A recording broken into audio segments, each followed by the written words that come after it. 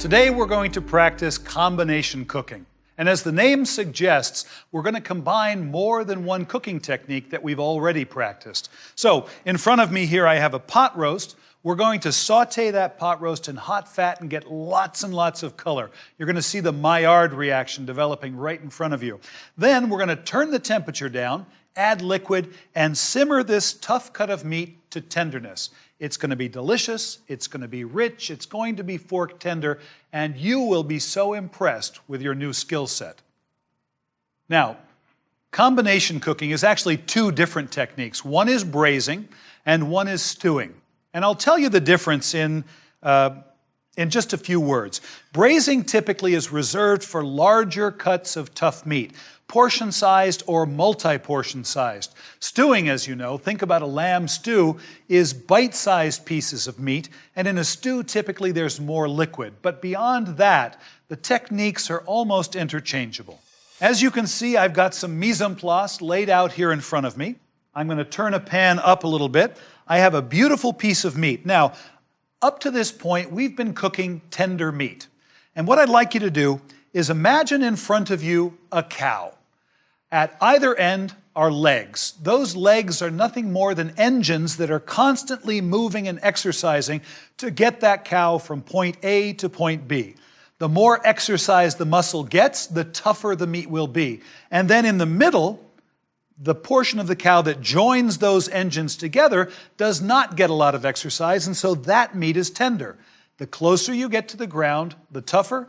The farther you get from the ground, the more tender. So this comes from the chuck, which is the shoulder of the animal.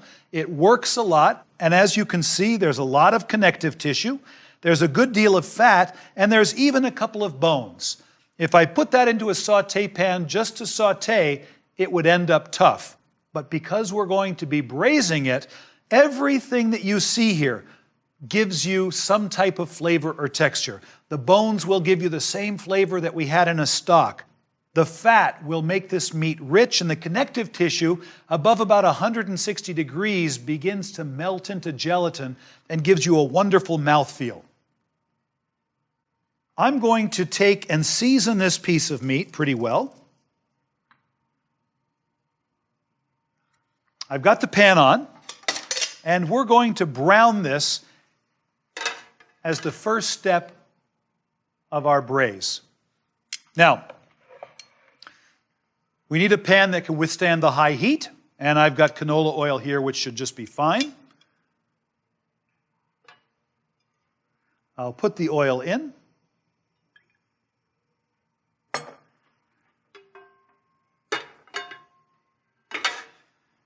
And I want to wait until I see the first few wisps of smoke. What that smoke tells me is that the oil is as hot as it can be without it beginning to break down. Okay? You get some clues along the way. The oil is smiling at me right now. You can see it creeping in the pan.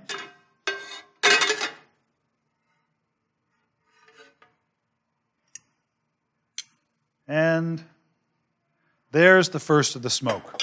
So, this is a big cut of meat. Be a little bit careful. And lay it into the pan away from yourself.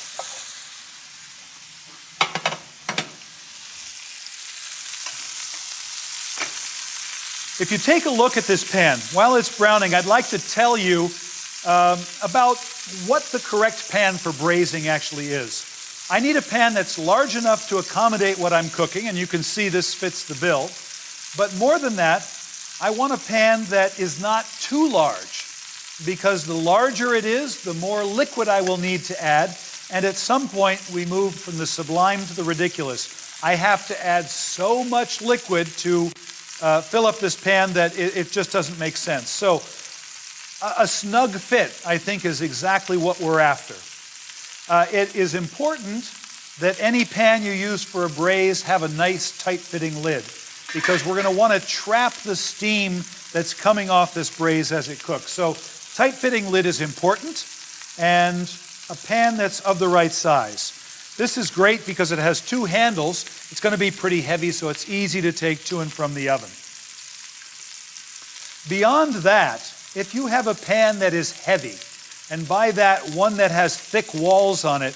That's not bad, because what it will do is it will temper the heat of the oven and make the heat that gets to that chuck roast, it'll make that heat very even. And let's see how we're doing here. We still need to get a little bit more browning on this.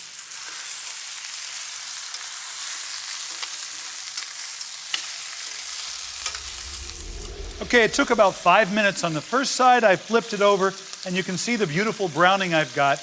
At this point, here's a caution that I want to share with you. Don't allow this to cook so hot that the pan burns, because what's developing in the pan now is the basis of the liquid that this meat will braise in.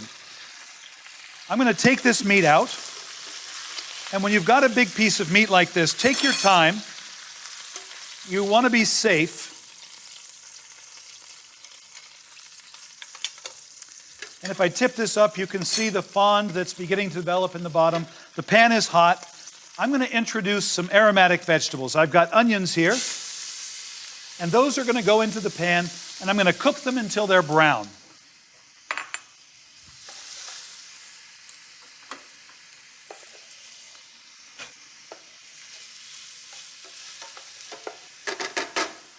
Okay, that'll take a minute or two. I've got just enough time to tell you a little bit about cooking wine. Now, you will run across a recipe every now and then that will call for either red or white wine to be used in cooking. And oftentimes people wonder, do I need to spend a lot of money on wine if I'm going to cook with it? Or can I use any old wine, the stuff that's been sitting under my sink for a month? Or do I need to think long and hard about what makes a good cooking wine? Here's what I'll tell you. I would not waste great wine in a pot. That doesn't make sense. When you're thinking about red wine as a cooking wine, you want a wine that has deep, full color, so a lot of extraction, and I've got a Cabernet here that fits the bill. And then you want a wine that has a tannic structure that you can use to give structure to a rich dish like this. All right? So color and tannin are the important considerations. Beyond that, the subtleties of the wine's flavor probably will cook off. If you had a recipe that called for a red wine, Cabernet is a great choice. A wine like Pinot Noir, as much as I love it, doesn't have a deep, full color, and sauces can look a little bit anemic if you use a Pinot Noir as a cooking wine. All right, let's say the recipe calls for white wine. You're not going to find a lot of tannin in white wine. So instead of a tannic structure that gives structure to a dish, you're looking for an acidic wine, a wine that has an acidic structure. And that acidity will give you the structure that you can hang richness on. Again, the flavor is less important. If I had to give you 2 wines to have on hand for cooking, I would say Cabernet Sauvignon as a red wine for cooking, and let's say Sauvignon Blanc as a white wine for cooking.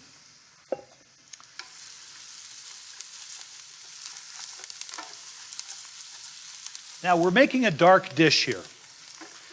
We've browned this piece of meat really well, and I anticipate a very deep flavor. So, just sweating onions would not be appropriate here. We want to cook the onions until they begin to brown and caramelize. In a hot pan like this with a lot of surface area, it doesn't take too long. We're about halfway there right now.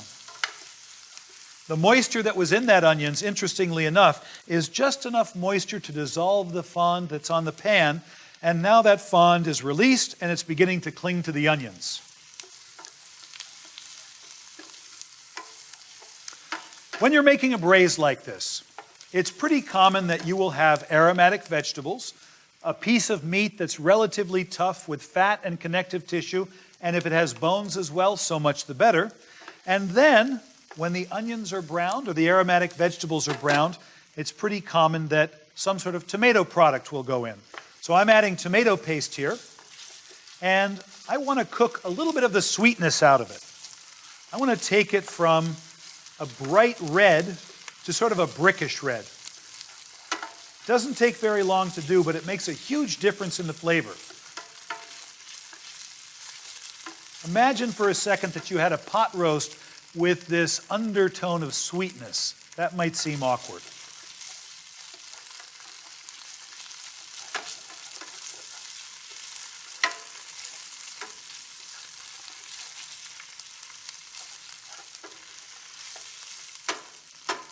So I'm going to let that cook a little bit more.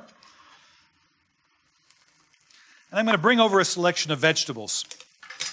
Once this meat goes back in and we add liquid to this pan, we're going to change to moist heat cooking. And we're going to do that moist heat cooking in the oven. This will take probably about an hour and a half to 2 hours to cook. I would say 2/3 of the way through the cooking time, I'm going to introduce some vegetables to this dish. And I've got them all laid out here. I've got pearl onions, I've got turnips, I've got potatoes, and I've got carrots. Now, depending on how big these are cut or how small they are cut, they may take longer or a shorter amount of time to cook. But inasmuch as this is a rustic dish, a rustic pot roast, I would be inclined to cut the vegetables pretty large. All right, there's the brick red color I'm looking for. I'm going to deglaze this pan with red wine.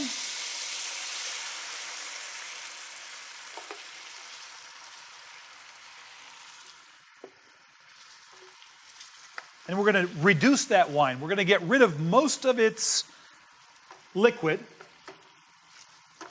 so that what stays behind is just the flavor of the wine. While that's coming down, I have a sachet d'épices, and you know already what's in here. Parsley, bay leaves, peppercorns, thyme, and I think I put a clove of garlic in there as well. That will flavor this dish, and later on I can pluck it out as though it were a tea bag.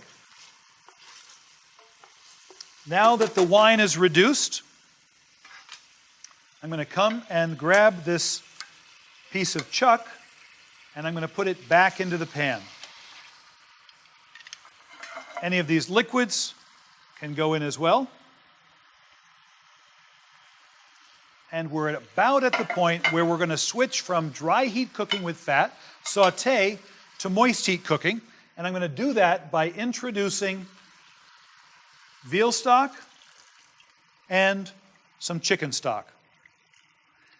Now, how do you know how much liquid to put in?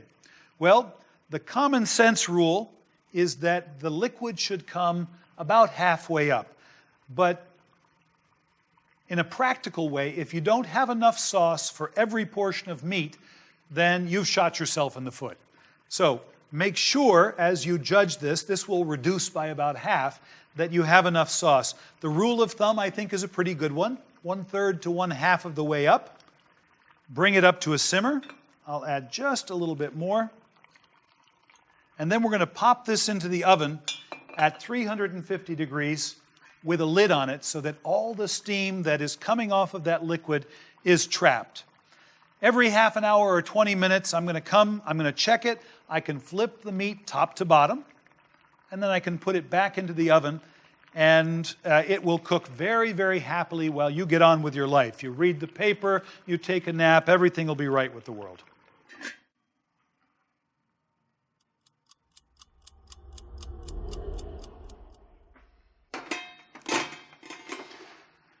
This pot roast has been cooking now for about 2 hours. I've turned it every 20 minutes, so it turned 3 or 4 times. And about 30, 40 minutes ago, I put a nice selection of vegetables in there. And let's take a look at what we've got. The meat at this point is probably very tender. And the way to evaluate tenderness is to take a knife, a nice sharp knife, and pierce the meat, and it should feel as if the blade goes in easily, but most importantly, it should feel that the blade comes out easily. So if the knife is sharp, it will go in easily, but if the meat is not tender, it will hold on, and you'll pull and the meat may come up. It may hold the knife back. I'm going to try it in a couple of places, but my sense is that this meat is perfect. I'm going to take it out, and again, it's a big piece of meat, so be careful. Get in underneath, support it,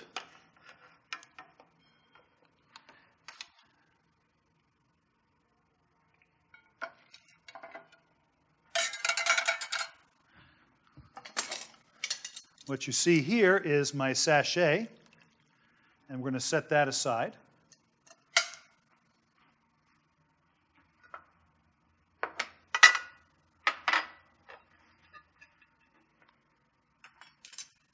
All of the vegetables that cooked along with the broth are right here. And let me gather those up and just put them onto a platter.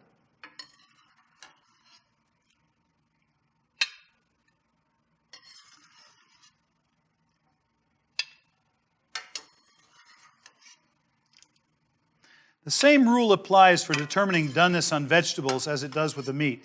Take a sharp knife and pierce the vegetables, whether it's a turnip or a potato or a carrot, and the knife should go in easily and it should come out just as easily. We can put the meat back into the liquid just to warm up slightly. One thing that's important to recognize is that the sauce of this braise is an integral part of the dish. It is the dish. The savor of that meat has left the meat itself and now has become the sauce that will be served with this meat. It would be a mistake to try and serve braised meat without the sauce that it braised in. So don't ever make that mistake.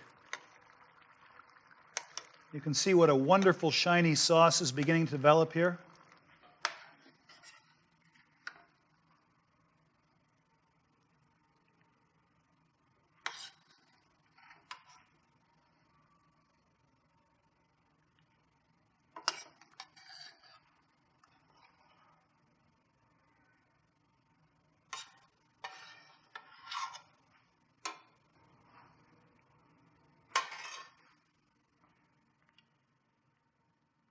The sauce is such an integral part of this dish, it would be a shame if we wasted that sauce and didn't have something like potatoes or polenta to go along with it. So I'm going to serve it with polenta and make sure that people have ready access to extra sauce if they need it. I'm going to sprinkle on a little bit of parsley. And that Yankee pot roast is a done deal.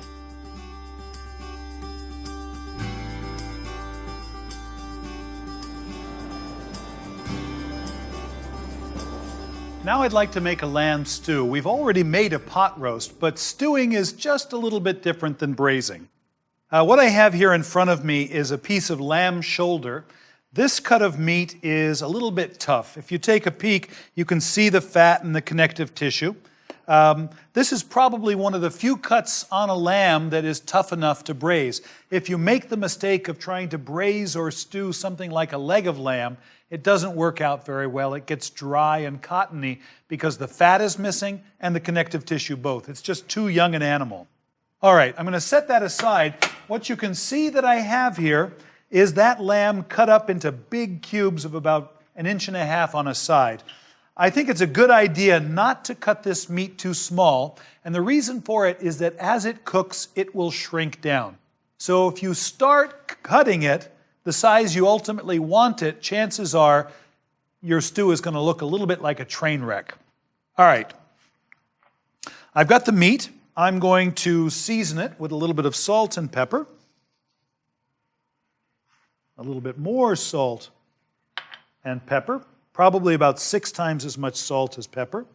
And then I'm going to show you another little technique, and that is to take flour and add it to this lamb. And what we can do is toss this all together and let the flour coat the lamb. What that will do is it will help the lamb brown a little bit better. This will make our sauce a little bit thick right from the get-go. All right, that's fine. I've got the pan all the way up. Let me quickly wash my hands. I'm going to be using canola oil.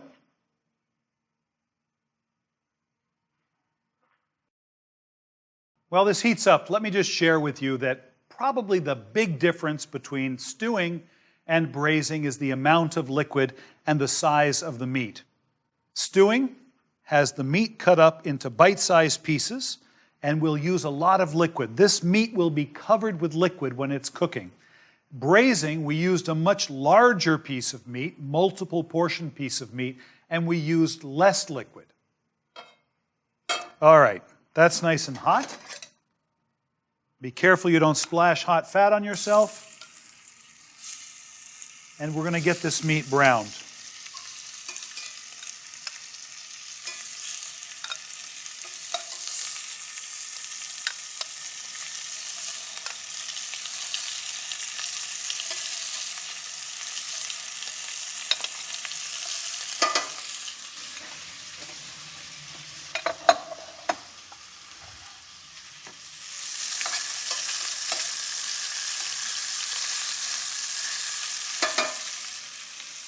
So while this meat is busy browning, let's just have a quick look at the mise en place. When the meat is brown, I'm going to take it out, and you'll see I've got exactly the same onions and tomato paste. I'm going to add garlic to this lamb stew, and the sharpness of garlic is really handy to cut through any gaminess that might be in this meat.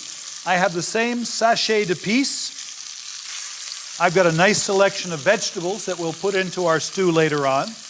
When I deglaze, I've got red wine, and I've got some brown stock right here. The ingredients are almost exactly the same.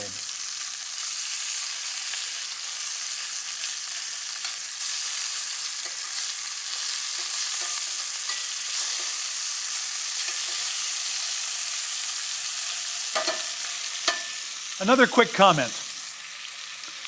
When I'm browning meat, and I've got lamb in the pan here, I can choose how much color I put on it. If I had a big piece of chuck, as I did when I was making pot roast, I chose to get it very, very dark.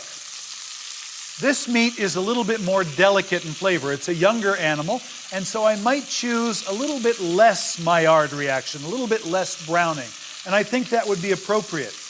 If I were sautéing a piece of fish like salmon or even halibut, I might choose to brown it even slightly less than I'm browning the lamb.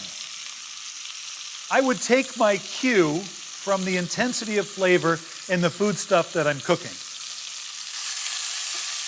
The more full flavored, the more browning. The lighter or more delicate flavored, the less browning.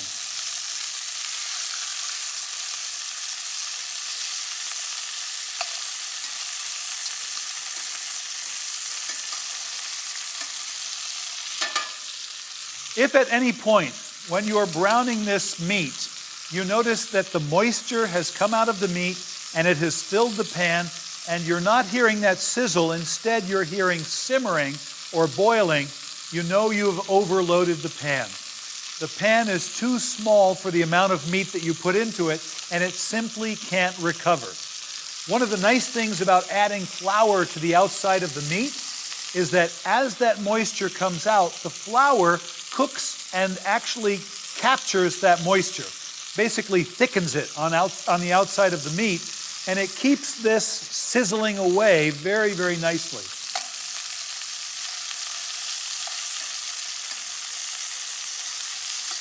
This lamb stew is called a navarin of lamb, and typically it's made in the springtime. You'll see the vegetable garniture may be changing as we move from the spring into the summer, but lamb is really at its best earlier in the year. I do not have a lid on this pot, and there's a good reason for it.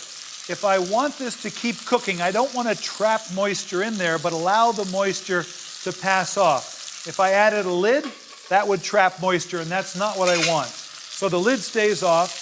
The heat stays all the way up, and I brown this meat until I see the level of Maillard reaction that I know will translate into good flavor.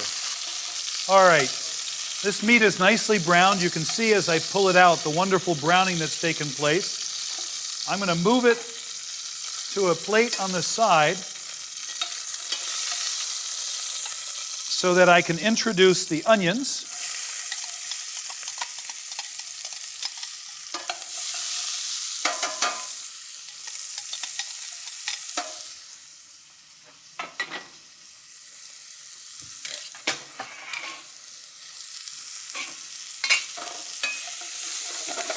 And I'll use the moisture in this onion to clean up the bottom of the pan. There's a little bit of the glaze that remains after the lamb has been browned.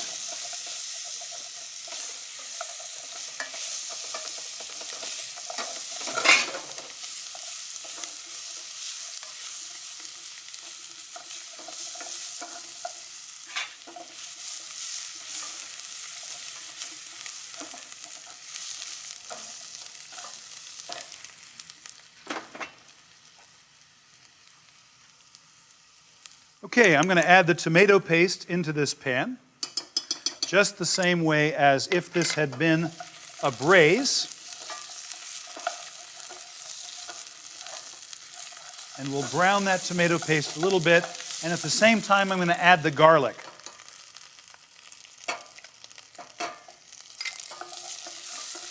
Now it's important not to burn garlic because it becomes bitter very, very quickly. There's enough moisture in that tomato paste that we can keep it from getting too dark, but just be aware of it.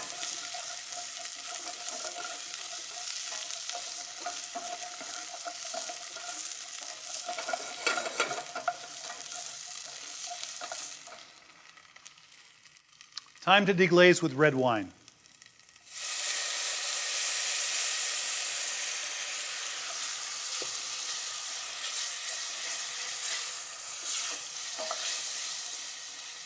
We'll get this pan nicely cleaned up. The red wine is important because it brings acidity to this dish, and some people just don't like the depth of flavor that lamb has, the gaminess. That acidity will cut through some of that gaminess. In goes the sachet, parsley, bay leaves, peppercorns, thyme. The meat and the juices from the meat go right back in.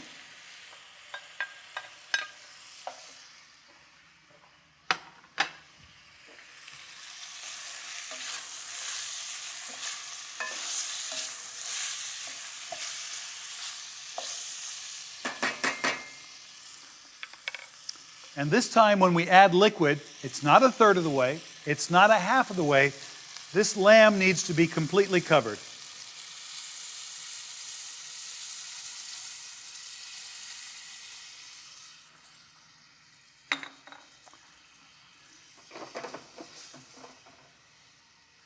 Once this comes up to a boil, we'll reduce it to a simmer. We'll put a tight-fitting lid on top, and then you can choose to cook this in the oven just the same way we cooked the pot roast. But because it's covered in liquid, we don't need heat coming from all sides. We could cook it on top of the stove, but we need to keep the heat turned very, very low so that we have a nice, gentle simmer in this pan. I'm going to choose to cook this on top of the stove.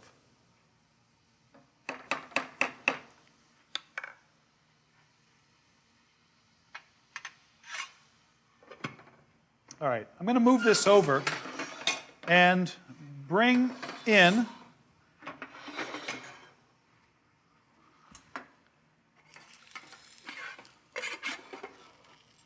a stew that's been cooking now for about an hour and a half. You can see the wonderful glaze that's built up on the top. This is meat glaze here.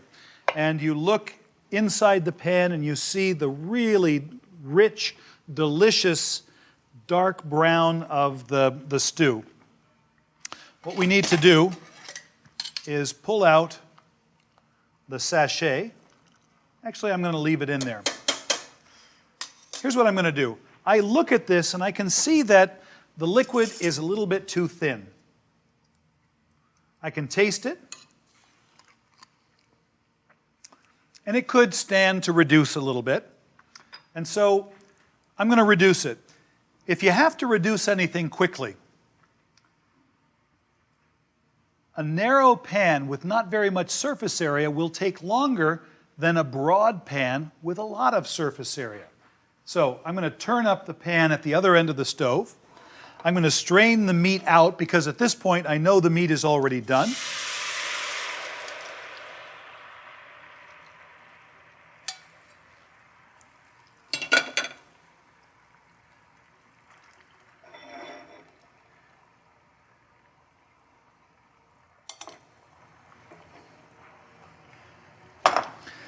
You judge the doneness of the meat exactly the same way you would if this were a pot roast, which is to say, you pierce it with a knife. If the knife goes in easily, but more importantly, comes out easily, then the meat is tender. Just so that there's no confusion, it makes no sense whatsoever to take a thermometer and take the temperature of braised meat. You cooked braised meat until it's tender. And if I had to guess, the temperature of this meat is probably at about 180 degrees, 185 degrees. After 165 degrees, the collagen, or the connective tissue in that lamb, begins to melt away or break down into gelatin, and that gives you a wonderful, wonderful mouthfeel.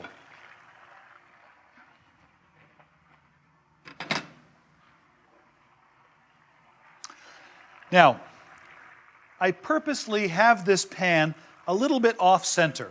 I have it boiling and reducing to the back, and that boiling is driving all the fat that's floating on the top to this side of the pan.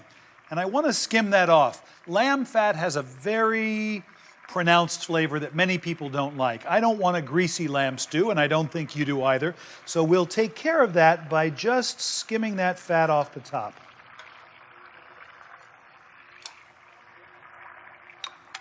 I've got a bowl of water here, and this just keeps the fat from sticking to the ladle.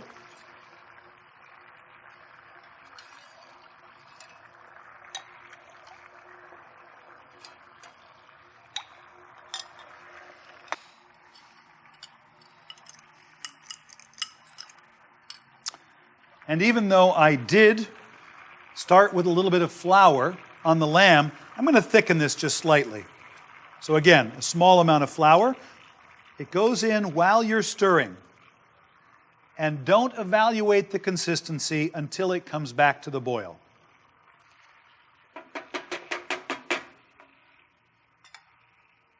So we'll let that reduce. While it's reducing, let's have a real quick look here. These are the vegetables that are going to make their way into our stew. We've got the meat, obviously, but inasmuch as this is a spring stew made with spring lamb, I think a nice selection of vegetables really makes sense. So spring vegetables are great. I've got little baby turnips that have been diced up. I've got celery, I have carrots, I've got baby mushrooms, and little new potatoes that have been shaped. All of these are going to make their way into a stew, a navaran like this. As you make your way from spring into summer, along come tomatoes, and so I'm going to garnish this as well with tomatoes because we're in the summer right now. All these vegetables need to come up to temperature, so I'm just going to add them to this sauce as it reduces, as it cooks, and these will cook right along with the sauce, lend their flavor to the sauce, and get tender and hot. Button mushrooms, turnips, celery, carrots, and potatoes. I left the tomatoes out for right now, and the reason I did is there's a lot of moisture in here and they fall apart very, very quickly. So if I want to include them, I need to include them just before I serve my stew. I'm going to pull this over. I'm going to grab a nice plate as well. The vegetables and the starch are in there, the meat is in there. I think a nice crusty bread is a great way to go.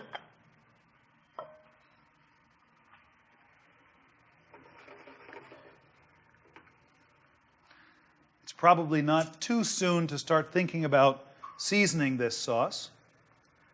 You can evaluate the consistency, still a little bit thin, but it's got about 5 minutes to cook still.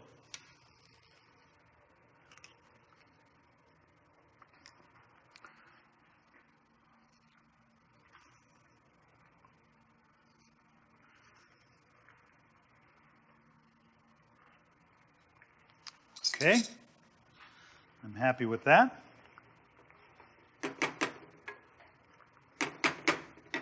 Five minutes, and we'll be ready to serve. All right, this stew is done. It took, as I said, about 5 minutes to reduce, and about 2 minutes ago, I put the meat back in so that it could warm up. I don't want to boil that meat. Take a look at the consistency. It's clinging to the back of the spoon. In terms of its flavor,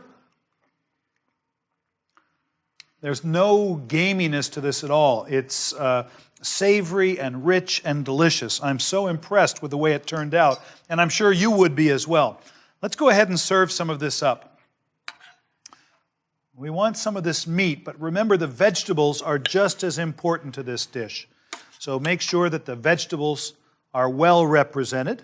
Now remember, If this were a summer navaran, a summer stew, there may be tomatoes that go in there. I'm going to add just a few. I love the color. I love the flavor.